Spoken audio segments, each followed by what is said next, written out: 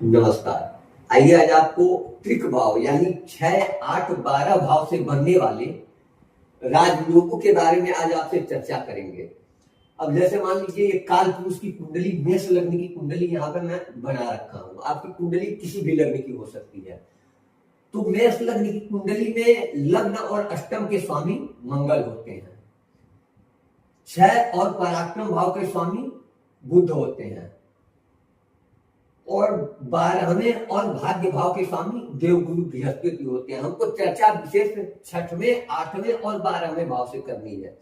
अब देखिए 6वें भाव में बुध की राशि पड़ी है कन्या राशि, तो बुध की भी 2 राशियां हैं, कन्या और मिथुन। अष्टम भाव में वृश्चिक राशि पड़ी है, तो मंगल की भी 2 राशि हैं, मेष और वृश्चिक। तो मेष लग्न में आ गई और वृश्चिक राशि अष्टम में आ गई। अब देवगुरु बृहस्पति की भी 2 राशियां हैं, धनु और मीन।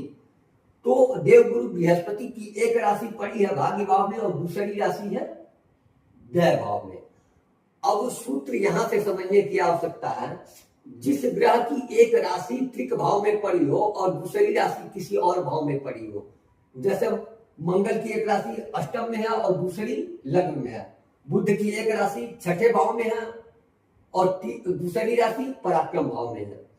तो जिस ग्रह की राशि अष्टम, 6ठे और 12वें भाव में पड़ी हो, उस राशि का राशिपति उस त्रिक भाव में ही बैठा हो। जैसे मान लीजिए बृहस्पति की राशि एक भाग्य भाव में, एक व्यय भाव में है, तो देवगुरु बृहस्पति अपने व्यय भाव में ही बैठे हो और उनकी दूसरी राशि जिस किसी भाव में हो तो भाग्य भाव में है, तो दूसरी राशि में कोई ग्रह ना बैठा हो, तो ये विशेष राजयोग बनता है।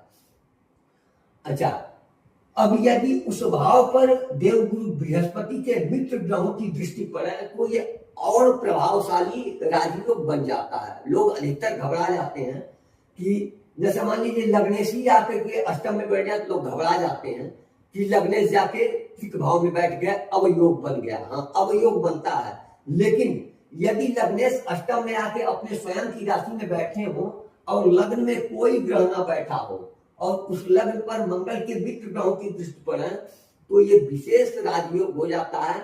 ऐसा जातक अपने जीवन काल में नौकरी, निरोगी काया मतलब स्वस्थ जीवन, हर तरीके से संपन्न और कुशल निरोगी जीवन व्यतीत करता है। आप भी अपनी कुंडली उठाइए, देखिए क्या त्रिक भाव से संबंधित किया इसमें से एक भी राजयोग आपकी कुंडली में निर्मित हो रहा है अथवा नहीं। नमस्कार।